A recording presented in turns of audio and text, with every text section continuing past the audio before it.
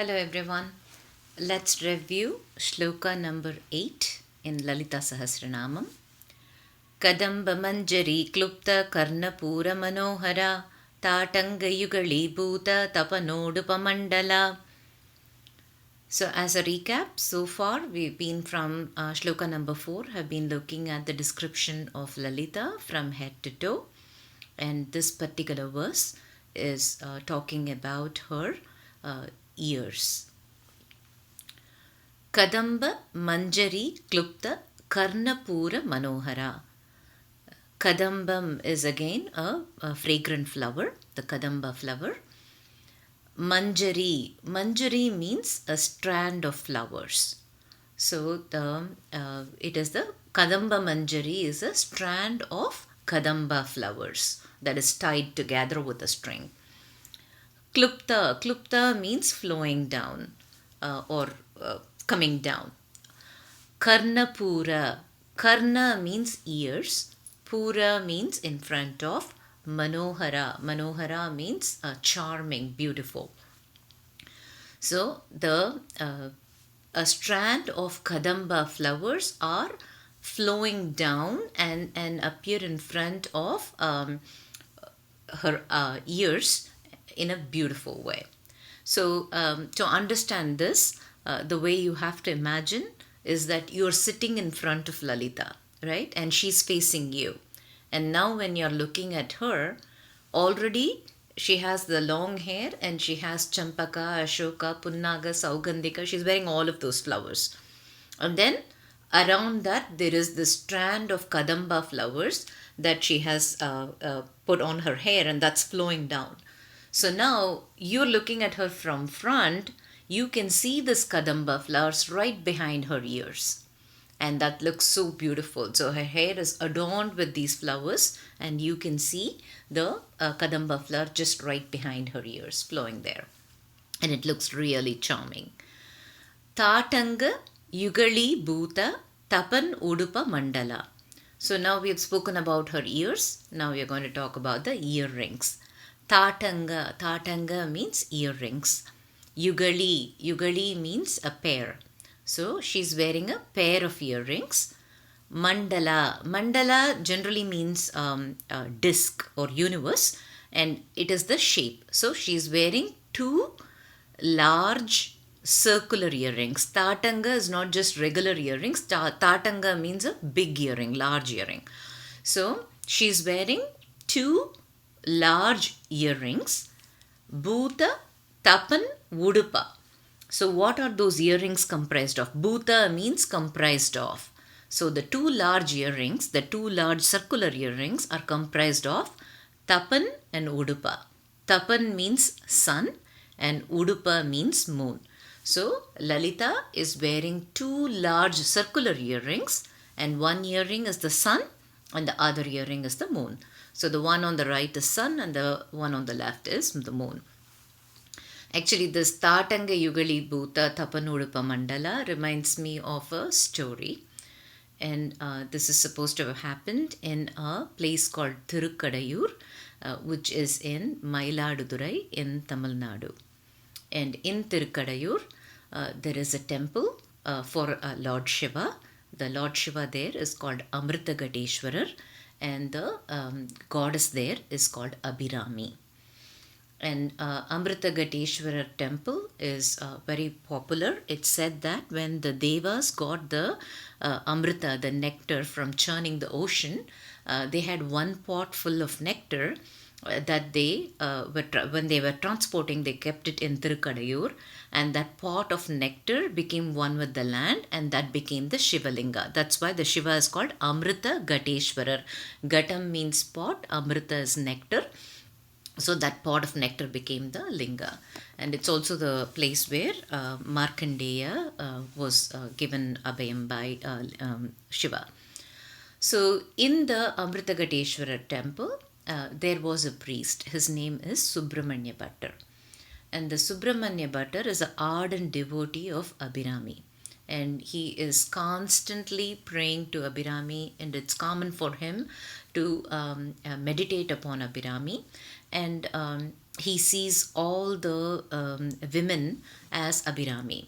So he had this habit of, if he saw someone, he would immediately saw a woman, he would prostrate at her feet, and which caused a little bit of anxiety for the people to whom he prostrated. So people kind of did not understand his devotion as much. Rather, they thought of him as someone who is kind of strange, weird behavior, but it didn't bother him much.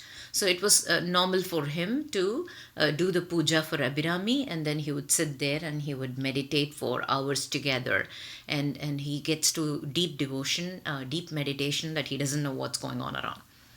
So one day, Subramanya Bhattar was in the temple and he was sitting there and meditating. At that time, the king walked in. It's the Sarapoji Maharaja. So the Sarapoji Maharaja walks into the temple. And as it is normal, when the king enters, everybody gets up.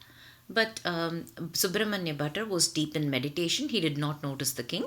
And he sat down and he was continuing his meditation. While Subramanya Bhattar did not notice the king noticed that Subramanya Bhattar did not get up. So he asked the people around him and said, who's this person? He doesn't seem to get up when I come in. Some people around him said, this guy's really strange. You don't know what he will do. Suddenly he'll fall at the feet of people. Just don't, he's kind of weird and strange. Don't think too much of him. Just ignore him, is what some people said. But there were others who did not like Subramanya Bhattar as much, and they kind of told the king that he thinks too much of himself. He thinks he's close to Abhirami, and he thinks of himself as God, and he doesn't care for anyone, and he doesn't respect. And now it's gotten all the way up to the king, and even if the king walks in, he doesn't get up. So obviously, listening to all of this, the king was a bit confused. One set said ignore, another set said he's purposely doing this. So the king walks up to Subramanya Bhattar and he just asks him a simple question. He asks him, what is the tithi today? And the tithi is the day of the month, right? What is the tithi today? And Subramanya Bhattar is deep into meditation, right? And whenever he meditates upon Abhirami's face. And Abhirami's face is shining like the Paurnami moon, right? So it's like the full moon, and her face is shining, and all he can think of is that shining face, and he is in kind of a trance with that kind of devotion. And he's so deeply into, he hears the question, but he doesn't think too much about it. All he can think of is this beautiful face of Abhirami that's shining like a full moon. So without thinking twice, he says today is Paurnami. Unfortunately, that day happens to be Amavasya, no moon day. And now the king is convinced that he did this purposefully. The king thought that Subramanya Bhattar was kind of doing a satire or kidding him, saying, don't you even know today is Amavasya, and why would you come and ask me? And he gave the exact opposite response, which is Paurnami. The king misunderstood, but that's because everybody else told him so. So the king gets really upset, and immediately he says, are you kidding me? Today is Amavasya, and if I ask you a question, you're giving me a different response, and you're saying today is Paurnami. Because you told me today is Paurnami, if there is no moon in the sky tonight, then I will behead you. The king said that, and he walked away. And only after the king said all of this, Subramanya Bhattar woke up from his meditation. He realized what had happened, and he was immediately felt very bad that he'd given such a opposite response to the king. So immediately he raised a large fire pit, and then he made a swing on top of the fire, and the swing was held by 100 ropes. And he realized that he had gotten himself into a pickle. There were a few people who were, empathetic and sympathetic towards Subramanya Bhattar, but there were also a few people who wanted to see how he could get out of this mess that he'd created for himself. But Subramanya Bhattar knew that the only person who could save him was Abhirami. So he climbed on top of that swing, which was above the fire pit, and he started to sing in praise of Abhirami. So he started to compose songs, and he said that, I'll start to sing these, and Abhirami, you're the only one who can come and save me now. So as he sang one song, then one rope was cut off, and then he sang the next verse, and then the second one was cut off. So it was going on like this. And Subramanya Bhatter composed these songs in such a way that the first stanza's last word will be the first word of the next stanza. That's called Anta Adi. So the Antam of the first verse, which is the end of the first verse, is the Adi of the second verse. So he started composing. He started singing, sang one, sang two, sang three, kept on going, nothing happened, and there was this collective gasp. Everybody thought, this is not going well, and there was no moon on the sky yet. And then when Subramanya Bhatter got to the 79th verse of his composition, immediately Abhirami appeared on the sky, and she took her earring, the left earring, and threw it onto the sky. And then the moon appeared. And then immediately everybody realized the devotion of Subramanya Bhatter, and they were stunned that Abhirami herself would come to help. And then Abhirami told him to continue to sing, and he sang 100 such verses, and they are called Abhirami Andadi. Interestingly, the Abhirami Andadi, the first one is called Udikindra Sengadir.